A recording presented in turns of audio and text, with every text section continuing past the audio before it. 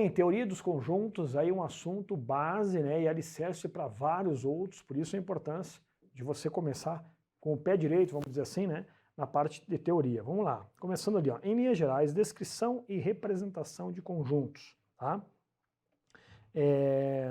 Em linhas gerais, existem 3 formas de representação de conjuntos, tá? Então eu já vou destacar as 3 aqui e vou dar inclusive exemplos. Então 3 formas, ó, de representação, tá? A primeira a gente chama de listagem, ou também chamada de enumeração, né? Você lista os elementos, tá? Bom, vamos lá, já com exemplos, inclusive aproveitando aqui para reforçar alguns detalhes. O conjunto, né, ele é representado sempre por uma letra maiúscula do alfabeto. Eu vou escolher a letra A. E aí, entre chaves, você coloca os elementos aqui dentro, né? Eu vou inventar um conjunto qualquer aqui, como hipótese, o conjunto das vogais, ó. A, E, I, O e U. E eu fecho aqui, né? Então veja, aí está um conjunto, né? O conjunto A formado pelas vogais.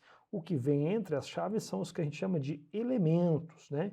Então já vamos colocar aqui, ó, esses aqui são os elementos.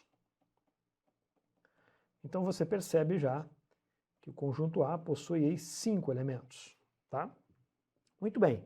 Esta aí é uma maneira de representar o conjunto, tá? Chamada então de listagem ou enumeração. Eu vou representar o mesmo conjunto agora pela essa outra maneira, por uma propriedade ou também chamada por uma característica.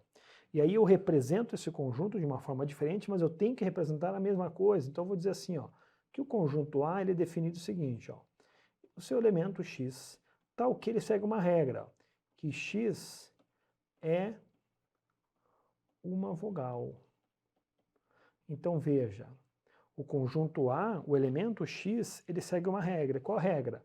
Qual propriedade, qual característica, qual lei de formação que seja, aqui ó, ele é uma vogal, tá? Essa que a gente chama de propriedade. Concorda comigo que eu estou representando o mesmo conjunto de uma forma diferente? Sim, né? Ainda existe uma terceira maneira, né, que é usando os diagramas de Euler-Venn. Lembra aquelas bolinhas lá, os diagramas assim? Então você representa aqui, coloca a letra na parte de externa normalmente, né?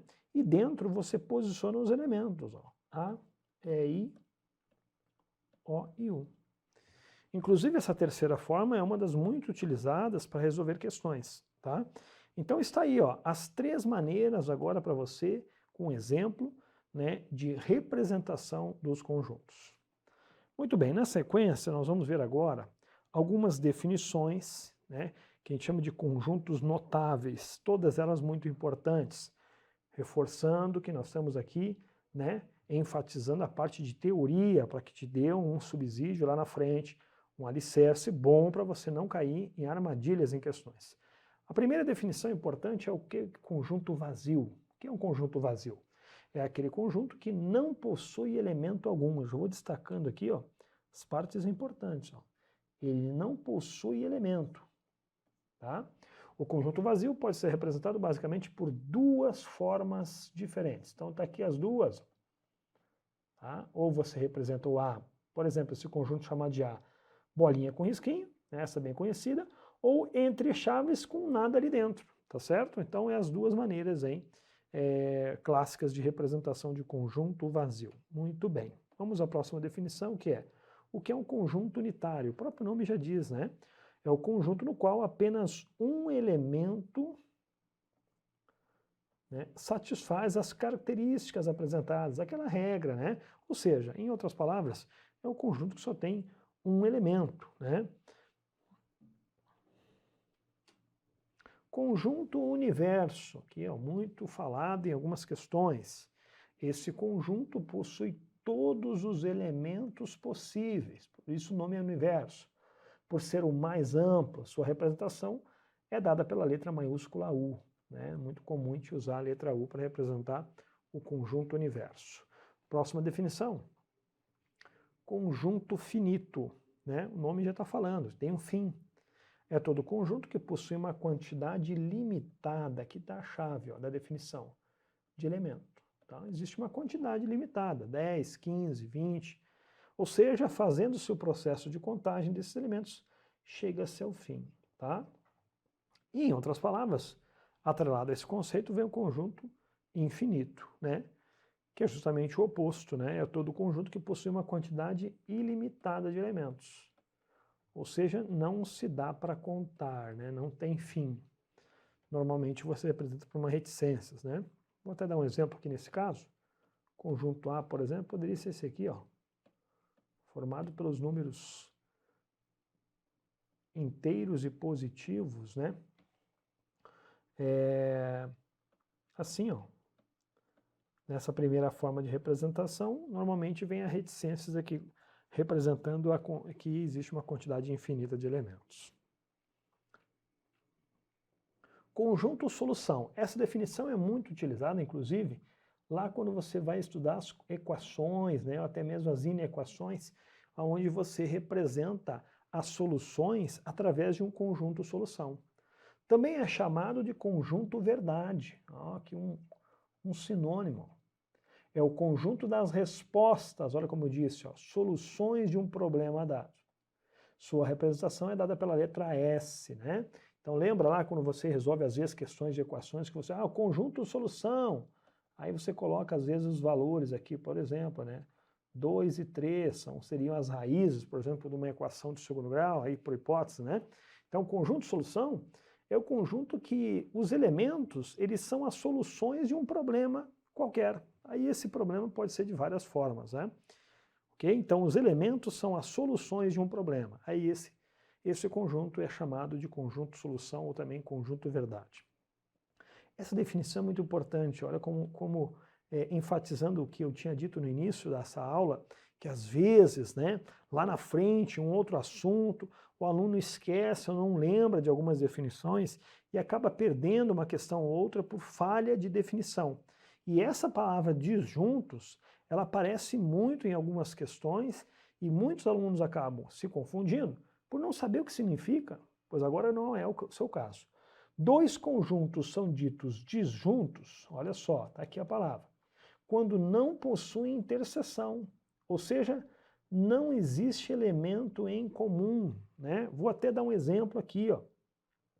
Poderia ter um conjunto A formados pelos elementos 1 e 2, por exemplo. E o conjunto B, 4 e 5. Ou seja, eles não têm elementos em comum. Se eu fosse usar aquela representação dos diagramas de Venn, seria esta. Ó. Conjunto A com seus elementos aqui 1 e 2 e o conjunto B com seus elementos. Ou seja, eles não têm interseção, eles não têm uma área em comum onde eles têm um elemento em comum, tá certo? Então veja, eles não têm conexão. Não existem elementos que pertencem aos dois ao mesmo tempo. Nesse caso, então, os conjuntos são chamados de disjuntos, tá? Eu vou aproveitar e vou colocar um sinônimo aqui, ó, ou mutuamente exclusivos. Tá? É um sinônimo aqui que vale a pena você também anotar aí. Ok? Então tá aí, agora você já sabe o que é conjuntos disjuntos. Agora nós vamos falar aqui sobre as relações, né? Existe relação entre elemento com conjunto e conjunto com conjunto, tá? Aqui, ó, rapidinho.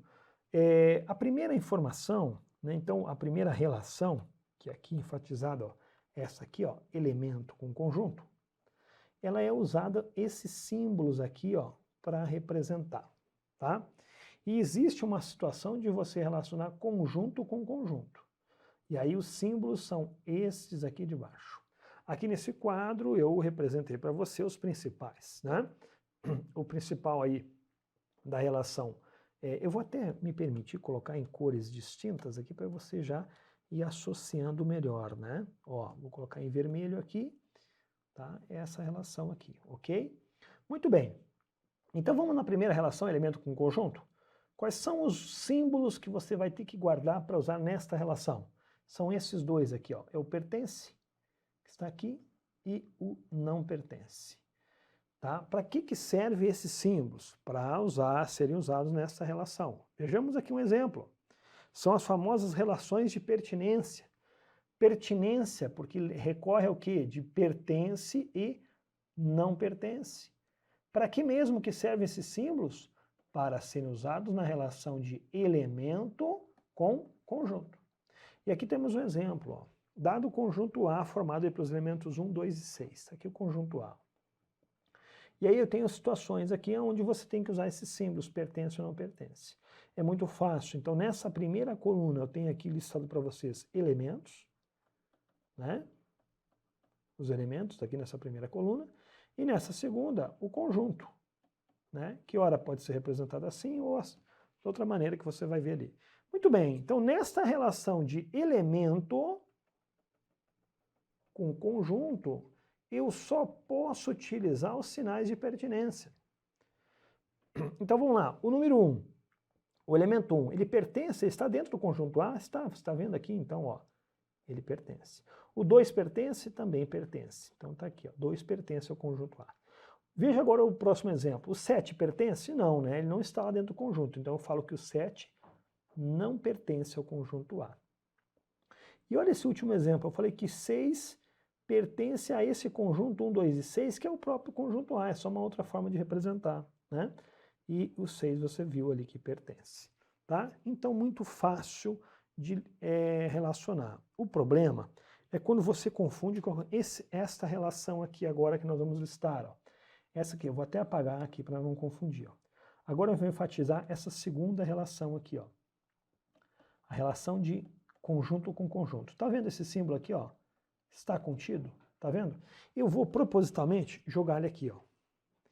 E se eu falasse que ao invés de pertence, eu colocasse o está contido? Veja, lendo assim, até soa bem aos ouvidos, né? Um está contido no conjunto A. Mas o que torna errado isso é que esse símbolo ele não é apropriado na relação de elemento com conjunto. Tá? Eu só fiz isso aqui para mostrar porque é um erro bem comum. Então, por que isso? Porque esses símbolos são usados na relação de conjunto com conjunto. E nessa relação nós não temos conjunto com conjunto, nós temos elemento com conjunto. Tá? Então é uma regra. Tá?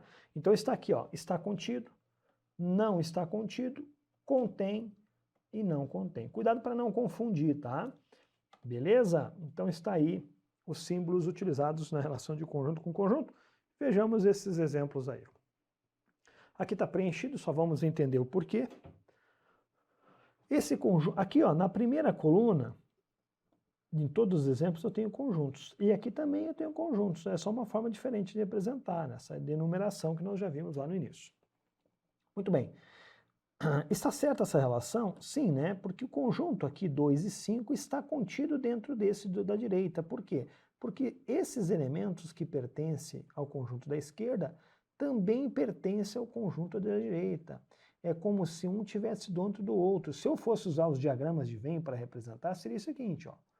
O conjunto 2 e 5 está dentro do conjunto maior ali, né? Que tem mais elementos. 0, 1, 2 e 5. O termo está dentro, né? Não é muito correto a ser falado nem escrito. Então a gente não fala está dentro, está contido, né? Ok? Então seria aí a relação correta. Veja que, em outras palavras, é o mesmo que dizer que esse na letra B agora. O conjunto que tem os elementos 0, 1, 2 e 5 contém o conjunto 2 e 5. Tá vendo agora aqui o símbolo mudou? Ó? Contém. Então, é a mesma coisa que foi dito na letra A. A forma de representar também está aqui corretamente usada pelas relações de Venn. Tá bom? Agora veja o exemplo da letra C. Ó. O conjunto aqui da esquerda, que tem os elementos 2 e 7, veja bem, 2 e 7, não está contido nesse conjunto. Aí você poderia estar pensando, poxa, professor, mas o 2 está, né? Tá vendo? O 2 está, sim, mas o 7 não está, ó. O 7 não está. Então aqui a regra é o seguinte, ou ele está por completo ou não está. Se eu fosse usar as relações de Venn, seria esta relação aqui, ó, onde eu só tenho um elemento em comum. 2 e 7 seria o conjunto da esquerda, 0, 1, 2 e 5. Estaria essa representação. Então isso aí eu não posso dizer que o conjunto 2 e 7 está contido, né? Eles têm um elemento em comum, sim, mas está contido não. Né? Então usa o símbolo correto aqui, ó. Não está contido entre eles. Em outras palavras, é o mesmo que dizer que o conjunto maior, que tem os elementos 0, 1, 2 e 5, não contém o conjunto aí 2 e 7. Tudo bem? Então, é bem fácil o entendimento, tá? O está contido, você pode até pensar, está dentro, tá? Mas não escreva, né? E nem use essa forma de representar. O correto é está contido ou não está contido, ou contém, não contém. Legal? Muito bem. Agora, na sequência, vem um conceito importante que é subconjunto, né? Diretamente atrelado à última relação que a gente viu. Diz-se que o conjunto A é subconjunto de B. Então agora apareceu um conceito novo aí, ó, subconjunto. Quando é que A é um subconjunto do B? Se e somente se todo elemento de A for também elemento de B. Ou seja, se A está contido dentro do B. Então, se eu tenho um conjunto, agora eu vou até usar aquela expressão, está dentro do outro, esse menor é um subconjunto do maior. Então, é o que a gente está dizendo aqui simbolicamente. C e somente C, quaisquer elementos de X que pertencem a A também, então esse elemento também pertence a B. Tá bom? Então, vejamos aqui um exemplo. Dado o conjunto A, observem com atenção quem é o conjunto A. Olha aqui com atenção. O conjunto A é esse conjunto que tem os elementos 1 e 2, tá vendo? O conjunto B, ele é o maior, né? Ele tem mais elementos, veja bem, ele tem os elementos 1, 2, 3 e 4. Então você já sabe que logo o A está contido dentro do B, tá vendo? Eu posso dizer, inclusive, tá aqui, ó, A está contido no B, né? Ou ainda B contém o A. Agora, se o A está contido dentro de B, por definição, olha o que ocorre, A é subconjunto de B. Então você já tem que guardar essa definição. Para um conjunto ser subconjunto de outro, ele obrigatoriamente está contido dentro do maior, tá? Agora, olha com atenção essa informação que eu coloquei aqui em destaque. Todo subconjunto também é considerado um conjunto. E todo conjunto é subconjunto, no mínimo, do conjunto universo, tá? Então nós vamos ver aqui com exemplos também. Cardinalidade, olha só, cardinalidade é um termo muito, às vezes aparece em questões, né? E muita gente perde porque não lembra, não, a definição de cardinalidade. Bom, o que é cardinalidade? Eu já acabei falando em outras palavras aí. Define-se cardinalidade de um conjunto A como o número de elementos que pertence ao conjunto. É só isso, né? O número de elementos. O número de elementos, a quantidade, é chamado de cardinalidade. Então existem formas de representar isso, né? Eu listei aí 4 para você, tá? Que você tem que saber. Então pode ser assim, ó, a primeira aqui, ó, NA, pode ser o N maiúsculo e o A subscrito, pode ser o jogo da velha A e pode ser a abreviatura de cardinalidade, que é CARD-A. Tudo quer dizer a mesma coisa. Sabe qual seria o meu medo? É cair em uma dessas representações e você não saber o que significa. Isso não vai ocorrer mais após essa aula, né? Então vamos a um exemplo. Considere o conjunto A. Olha com atenção, quem é o conjunto A? O conjunto A é esse conjunto que tem quantos elementos? 1, 2, 3, 4. Quem são eles? O 1, o 2, o 7 e o 9. Logo, a cardinalidade de A é igual a, e aí eu coloquei as 3 formas de representar. Ó. Pode ser assim, ó, NA igual a 4. Lembrando, por que é 4? Porque você tem ó, 1, 2, 3, 4 elementos. Então a cardinalidade do conjunto A é 4. Que forma que eu represento? Esta pode ser assim também. Pode ser jogo da velha A, não é muito comum, mas é correto também. E pode ser card A. Tudo está perguntando a mesma coisa. Quantidade de elementos. Agora vemos uma definição. Conjunto das partes, ou também chamado conjunto potência. Esse primeiro termo é comum, né? Esse é bastante conhecido, inclusive. Agora, essa forma de pedir, ó, que é um sinônimo, não é muito conhecida. Conjunto potência. Imagina você numa questão e pergunta o que é o conjunto potência? E você, meu Deus, eu não lembro, né? Isso não ocorre após essa aula, né? Porque você vai acabar de ver comigo agora, ó. É o conjunto formado pelos subconjuntos de dado conjunto. Sua representação é dada pela letra maiúscula P, P de potência ou de partes. Vamos a exemplos. Imaginamos o conjunto A formado pelos elementos 1, 2 e 3. Então está aqui novamente o conjunto A. Ó. Conjunto A, tá vendo? Ele tem quantos elementos? 3 elementos. Agora eu gostaria que você guardasse esta fórmula aqui, ó, que eu vou dar um destaque para ela aqui. Ó.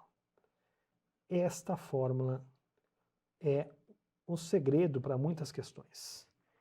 P de partes, né? Partes do conjunto A. Se eu quero saber quantos subconjuntos possui, é só jogar nesta fórmula que eu vou reescrever novamente ela aqui, ó. É 2 elevado a n. Se eu quero saber as partes do conjunto A, ou seja, quantos subconjuntos ele possui, é só jogar nessa fórmula, aonde esse nzinho, que está na posição aqui do expoente da base 2, esse n é a quantidade de elementos do conjunto considerado. Quantidade de elementos. Tá? É só guardar essa fórmula aí, 2 elevado a n. Então veja, esse conjunto A, ele tem quantos elementos? Nosso exemplo, 3 elementos. Por isso que ficou, portanto, ficou 2 elevado a 3. E 2 elevado a 3 é o mesmo que 2 vezes 2 vezes 2, 3 vezes, que resulta em quanto? 8. O que quer dizer isso? Que o conjunto A, qual o conjunto A, professor? Este aqui, ó. Esse conjunto A aqui, ó. Ele possui quantos subconjuntos? 8 subconjuntos. Existem questões que só cobra isso, te dá o número de elementos e pergunta quantos são os subconjuntos. Muito bem. Se são 8, eu gostaria que você pensasse comigo e nós vamos descobrir quem são esses 8 agora, tá? Então, o conjunto das partes, também chamado de conjunto potência, desse conjunto A, que você já sabe aqui que ele tem 3 elementos, ele possui 8 subconjuntos. Isso nós já sabemos. Está aqui, ó. 1, 2, 3, 4, 5, 6, 7, 8. Eu deixei 8 espaços para nós colocar todos os subconjuntos aí agora e vamos fazer isso agora. Então preste muita atenção agora. Muito bem. Se são 8, quem são esses 8? Vamos lá comigo. Primeiro nós vamos formar os conjuntos formados com uma unidade, que é o conjunto formado só com um elemento, no caso ali o número 1, um outro subconjunto formado por um outro elemento diferente e um outro subconjunto formado pelo terceiro. Então aqui eu acabei de montar para você os subconjuntos com um elemento, né? Vou até colocar aqui, ó, subconjuntos com um elemento. Mas nós podemos ter subconjuntos com 2 elementos. Quem são eles? Formado por 2 elementos do conjunto A. 1 e 2, 1 e 3, ou ainda 2 e 3. Lembre que a ordem aqui não vai formar um conjunto diferente, né? Então aí agora acabei de listar para você os subconjuntos com 2 elementos. Subconjuntos com 2 elementos. E aí você percebe que ainda falta 2 espacinhos para fechar o 8. Quem são esses outros 2? Temos também que considerar que o próprio conjunto ele é um subconjunto dele mesmo. E aí listamos um subconjunto com 3 elementos, que é o próprio conjunto. Ó, subconjunto com 3 elementos.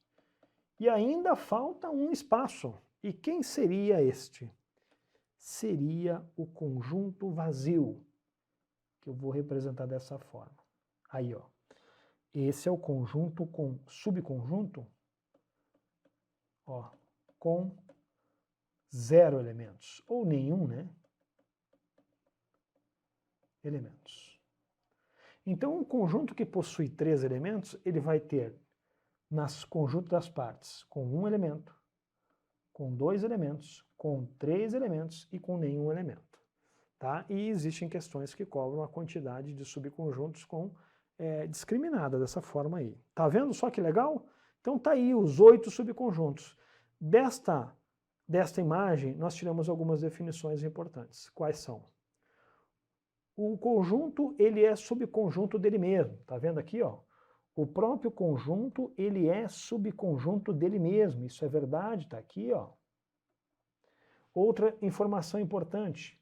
O conjunto vazio, ele é subconjunto de todos os conjuntos, tá? Conjunto vazio, ele está sempre na contagem.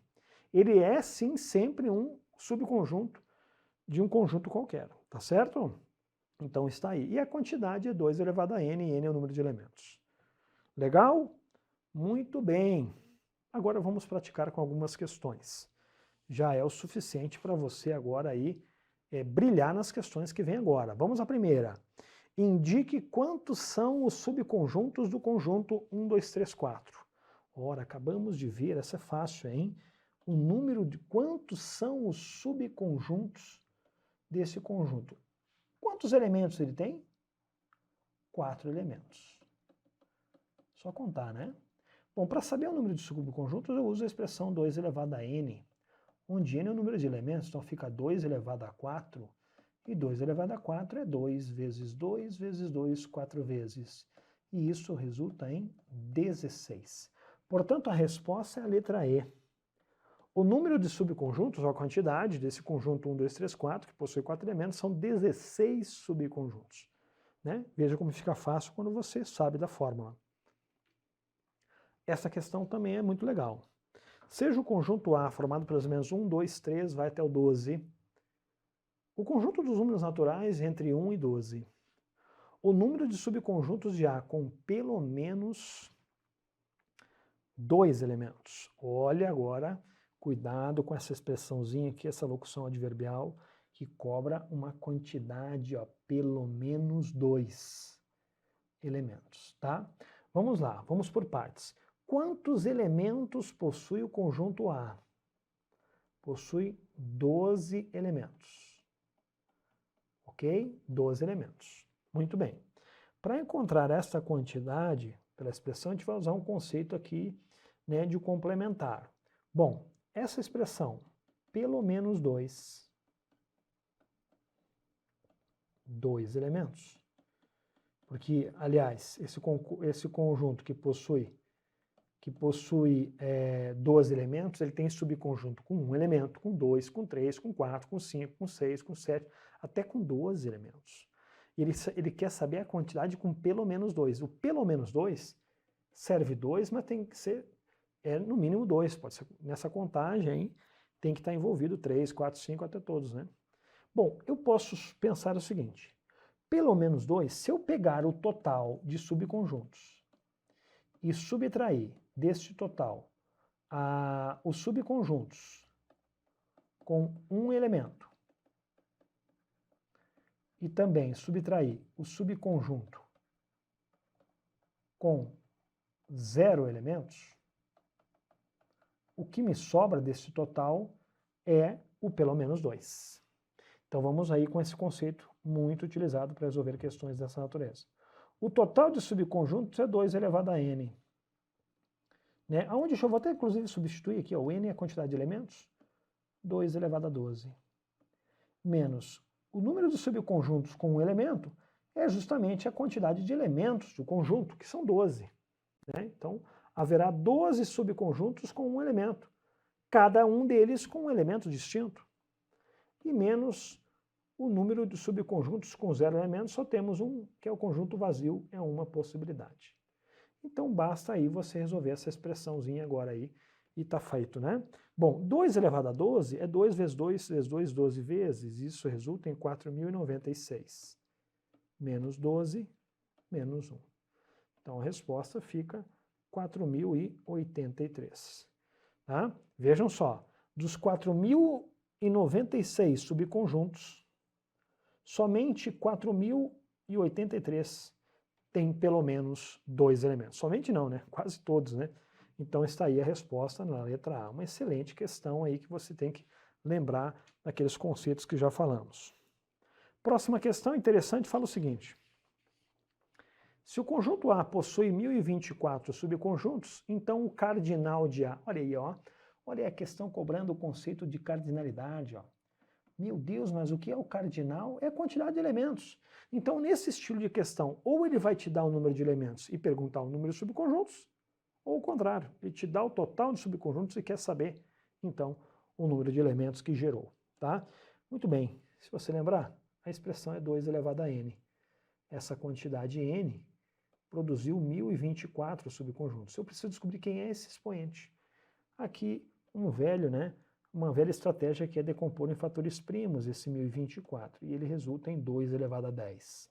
Bases iguais, nós temos a variável no expoente, é uma equação exponencial, corta as bases e iguala os expoentes. Então esse n é 10. A cardinalidade, o número de elementos do conjunto A é 10. Está lá a resposta. Agora finalizamos com essa questão muito interessante que diz o seguinte: se A e B, números reais quaisquer, os números possíveis de elementos do conjunto A, olha que questão interessante. Ele me deu a condição que A e B são números reais quaisquer. E ele quer saber as quantidades possíveis de elementos do conjunto A. Quantos elementos tem o conjunto A? E aí seria muito perigoso você contar, mas está aqui os elementos, professor. 1, 2, 3, 4 e 5. Só que veja que você tem das 5 opções, 3 que tem o número 5. E aí? Teoricamente, você ficaria numa dessas 3. Mas vamos pensar. Pensa comigo. Ele não deu a relação de A e B, né? Os dois números, A e B, aqui, ó, eles são iguais ou são diferentes? Tá vendo? Que situação são esses caras aqui? Então eu vou ter que considerar as duas possibilidades. Vamos considerar a primeira. A primeira é que A seja igual a B. E vamos pensar com ela. Ora, se A for igual a B, vamos reescrever o conjunto A. Onde A é igual a B. Então, onde tem B eu troco por A, ou onde tem A eu troco por B. Eu vou preferir trocar o B pelo A. Então, de novo, eu vou reescrever o conjunto A, que está aqui em cima. Eu vou até dar uma cor diferente aqui de destaque para ele, ó. Que está o conjunto A, tá vendo? Aonde tem o B, eu vou trocar por A, tendo em vista essa hipótese. Então, ficaremos assim, ó. A, o B que vem na sequência eu já vou trocar por A, nessa condição de A ser igual a B. Aqui continua, né? Aqui vou trocar o B pelo A. E, de novo, nessa última condição, vou trocar o B pelo A. Aqui, ó. Agora, vejamos, eu estou repetindo valores aqui, né? Então, se eu for desconsiderar as repetições, que não consideram um elemento diferente, tá vendo aqui, ó, A com A é a mesma coisa, então só tem um elemento. Esse aqui é igual a esse, que também é igual a esse, pelo fato dos dois elementos serem iguais. Então, isso aqui, na verdade, se reduz à mesma coisa. Então está aqui, ó, se A for igual a B, o conjunto A vai ter quantos elementos? 1, 2 elementos. 2 elementos. Guarda essa informação, essa é a condição caso A seja igual a B. Já ficaria, né, entre a letra A, aqui, ó, e a letra D.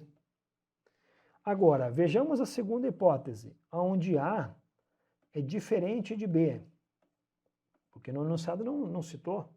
Se A for diferente de B, é a própria definição como o A se representou no enunciado. A diferente de B. E aí sim, você teria os 5 elementos do conjunto A enumerados conforme o enunciado. Aqui, ó, vou dar um destaque aqui meio diferente, ó. 1 elemento, 2, 3, 4, 5 elementos. Então, a resposta é realmente a letra A.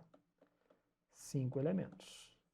Então, aí, ó, os casos possíveis de elementos. 2, se A for igual a B, e 5, se A for diferente de B. Então, agora não há dúvidas, a resposta é a letra A. Uma excelente questão, que com ela encerramos essa parte aí da definição importantíssima de teoria dos conjuntos.